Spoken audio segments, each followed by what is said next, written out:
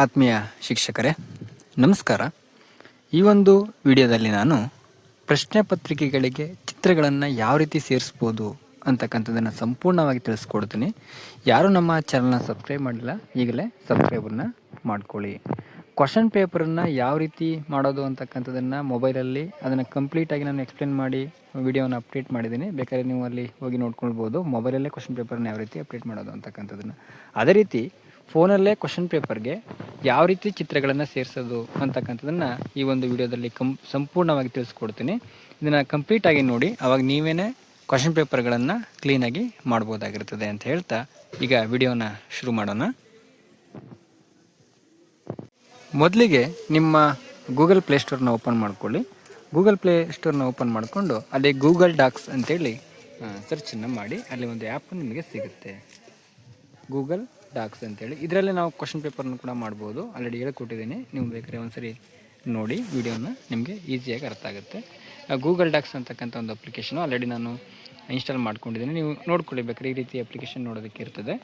ಇದ್ರ ಮೇಲೆ ನಾನು ಆಲ್ರೆಡಿ ಡೌನ್ಲೋಡ್ ಮಾಡಿರೋದ್ರಿಂದ ನನಗೆ ಓಪನ್ ಶೋ ಆಗ್ತಿದೆ. ನಾನು ಓಪನ್ ಮಾಡ್ಕೋತೀನಿ.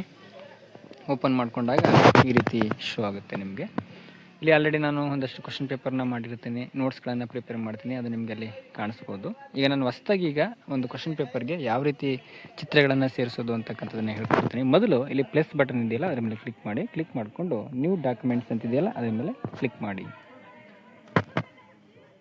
ಕ್ಲಿಕ್ ಮಾಡಿದಾಗ ಈ ರೀತಿ ನಿಮಗೆ ಕಾಣಿಸುತ್ತೆ. ನಾನು ಈ ಕಡೆ ಈ ರೀತಿ ಇಟ್ಕೋತೀನಿ, ರೊಟೇಟ್ ಮಾಡ್ಕೊಡ್ತೀನಿ.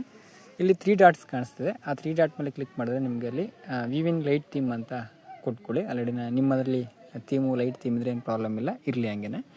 ತದನಂತರ ಇಲ್ಲಿ ನೀವು ನಿಮ್ಮ ಸ್ಕೂಲ್ ಹೆಸರು ಹಾಕ್ಕೊಳ್ಬೋದು, ಯಾವುದು ಸರ್ಕಾರಿ ಪ್ರೌಢಶಾಲೆ, ಅಥವಾ ನೀವು ಟೈಪ್ ಮಾಡೋಕ್ಕಾಗಲ್ಲ ಅಂದರೆ ಅಲ್ಲಿ ಕೆಳಗಡೆ ಒಂದು ಮೈಕ್ ಸಿಂಬಲ್ ಇದೆ, ಅಲ್ಲಿ ನೀವು ಕ್ಲಿಕ್ ಮಾಡಿದ್ರೆ ನೀವು ಬಾಯಲ್ಲಿ ಏನು ಹೇಳ್ತೀರ ಅದು ಟೈಪ್ ಆಗುತ್ತೆ. ಈಗ ಪ್ರಾಥಮಿಕ ಶಾಲೆ ನಂಜನಗೂಡು,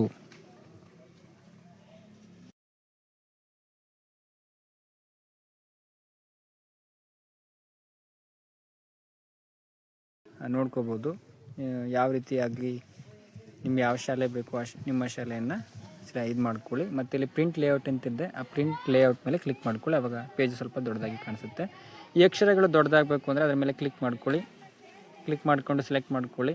ಸೆಲೆಕ್ಟ್ ಮಾಡಿಕೊಂಡು ಬೋಲ್ಡ್ ಬೇಕು ಅಂದರೆ ಬೋಲ್ಡು ಯಾವ್ದು ಬೇಕು ಮಾಡ್ಕೊಳ್ಳಿ. ಇಲ್ಲಿ ಎ ಅಂತ ಆಪ್ಷನ್ ಇದೆ ನೋಡಿರಿ, ಇದ್ರ ಮೇಲೆ ಕ್ಲಿಕ್ ಮಾಡಿದ್ರೆ ನೀವು ಅಕ್ಷರಗಳ ಸೈಜನ್ನು ಜಾಸ್ತಿ ಮಾಡ್ಕೊಳ್ಬೋದು. ನೀವು ಎಷ್ಟಕ್ಕಾದರೂ ಕೂಡ ಇದನ್ನು ಸೈಜನ್ನು ಇನ್ಕ್ರೀಸ್ ಮಾಡ್ಕೊಳ್ಬೋದು. ನೋಡಿಕೊಂಡು ನಿಮ್ಗೆ ಎಷ್ಟು ಬೇಕು ಅದನ್ನು ಇನ್ಕ್ರೀಸ್ ಮಾಡ್ಕೊಳ್ಳಿ. ನಿಮ್ಮ ಕ್ವಶನ್ ಪೇಪರ್ ತಕ್ಕಂಗೆ ನೀವೇನು ಮಾಡಿ ಇನ್ಕ್ರೀಸನ್ನು ಮಾಡ್ಕೊಳ್ಳಿ.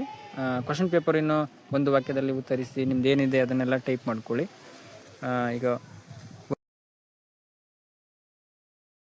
ಬರ್ತದೆ, ವಾಕ್ಯದಲ್ಲಿ ಉತ್ತರಿಸಿ, ಅಲ್ಲಿ ಕ್ವಶನ್ಗಳನ್ನು ಹಾಕ್ಕೊಳ್ಳಿ. ಯಾವುದೋ ಒಂದು ಕ್ವಶನ್ನು ಹಾಕ್ಕೊಳ್ಳಿ. ಈ ಥರ ಒಂದು 3 ರಿಂದ 4 ಕ್ವಶನ್ಗಳನ್ನು ನೀವು ಮಾಡ್ಕೋತೀರಾ. ಮಾಡ್ಕೊಂಡ್ಮೇಲೆ ನೆಕ್ಸ್ಟು ಕೆಳಗಡೆ ಬರ್ತೀರಾ. ಕೆಳಗಡೆ ಬರಬೇಕು ಅಂದರೆ ಅಲ್ಲಿ ನಿಮಗೆ ಒಂದು ಆರೋ ಮಾರ್ಕ್ ಕಾಣಿಸ್ತಿದೆಯಲ್ಲ, ಅದನ್ನು ಕ್ಲಿಕ್ ಮಾಡಿದ್ರೆ ಕೆಳಗಡೆ ಬರ್ತದೆ. ಈಗ ನೀವು ಇಲ್ಲಿ ಯಾವುದೋ ಒಂದು ಚಿತ್ರವನ್ನು ಕೊಡಬೇಕಾಗುತ್ತೆ ಮಕ್ಕಳಿಗೆ. ಕೊಟ್ಬಿಟ್ಟು ಅದ್ರ ಬಗ್ಗೆ ಬರ್ರಿ ಅಂತ ಹೇಳಬೇಕಾಗುತ್ತೆ. ಈಗ ಆನೆಯ ಬಗ್ಗೆನೇ ಕೊಡೋಣ.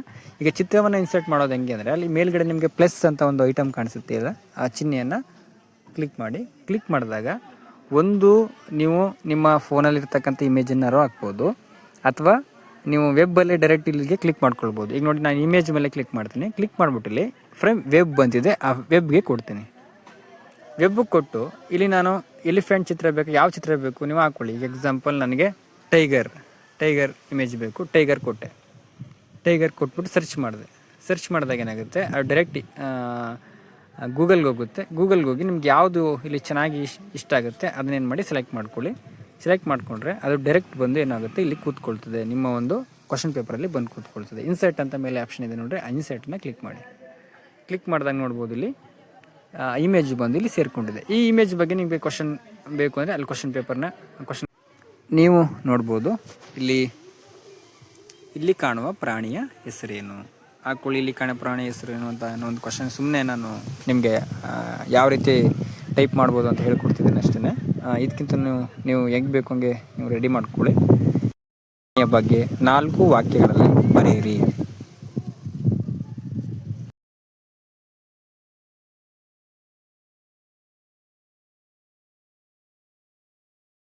ಕೂತ್ಕೊಳ್ತು. ಈಗ ಪ್ರಾಣಿ ಕೂತ್ಕೊಳ್ತು, ಪ್ರಾಣಿಗೆ ಸಂಬಂಧಪಟ್ಟಂಗೆ ಕ್ವಶನ್ನು ಕೂಡ ಕೂತ್ಕೊಳ್ತು. ಅಕಸ್ಮಾತ್ ಈಗ ನಿಮ್ಮ ಗ್ಯಾಲರಿಲಿ ಇರ್ತಕ್ಕಂಥ ಫೋಟೋಗಳನ್ನು ಯಾವ ರೀತಿ ನಾನು ಕ್ವಶನ್ ಪೇಪರ್ಗೆ ತಗೊಂಡು ಬರೋದು ಅಂತಕ್ಕಂಥದ್ದು ಹೇಳ್ಕೊಡ್ತೀನಿ. ಸೇಮ್ ಪ್ಲಸ್ ಬಟನ್ ಇದೆಯಲ್ಲ, ಪ್ಲಸ್ ಬಟನ್ ಮೇಲೆ ಕ್ಲಿಕ್ ಮಾಡ್ಕೊಳ್ಳಿ. ಕ್ಲಿಕ್ ಮಾಡ್ಕೊಂಡ್ಮೇಲೆ ಇಮೇಜಿಗೆ ಕ್ಲಿಕ್ ಮಾಡ್ಕೊಳ್ಳಿ.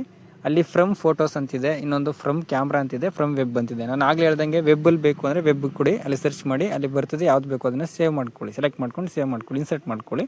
ಕ್ಯಾಮ್ರಾ ಅಂದರೆ ಇವಾಗ ಒಂದು ಫೋಟೋ ತೆಗೆದು ಅದನ್ನು ಅಲ್ಲಿ ಕೂರಿಸ್ತಕ್ಕಂಥದ್ದು.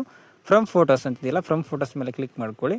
ಹಾಗೆ ನಿಮ್ಮ ಗ್ಯಾಲರಿ ಓಪನ್ ಆಗುತ್ತೆ. ಅಲ್ಲಿ ಯಾವ ಇಮೇಜ್ ಬೇಕು ನೋಡಿ, ಎಕ್ಸಾಂಪಲ್ ಇಲ್ಲೊಂದು ಇಮೇಜನ್ನು ಸೆಲೆಕ್ಟ್ ಮಾಡ್ಕೊಂಡು ಕೊಟ್ಟೆ.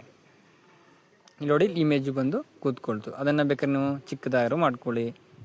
ನೋಡಿ, ಚಿಕ್ಕದು ಎಷ್ಟು ಚಿಕ್ಕದು ಬೇಕೋ ಅಷ್ಟು ಚಿಕ್ಕದಾಗುತ್ತೆ. ನೋಡಿ, ದೊಡ್ಡದು ಬೇಕು ಅಂದ್ರೆ ದೊಡ್ಡದಾಗುತ್ತೆ. ಆ ಇಮೇಜ್ ಮೇಲೆ ಕ್ಲಿಕ್ ಮಾಡಿಕೊಂಡು ನೀವೇನು ಮಾಡ್ಬೋದು, ಈ ರೀತಿ ಹಲವಾರು ಫೋಟೋಸ್ಗಳನ್ನು ನಿಮ್ಮ ಒಂದು ಕ್ವಶನ್ ಪೇಪರಲ್ಲಿ ಹಾಕ್ಕೊಳ್ಬೋದಾಗಿರುತ್ತದೆ.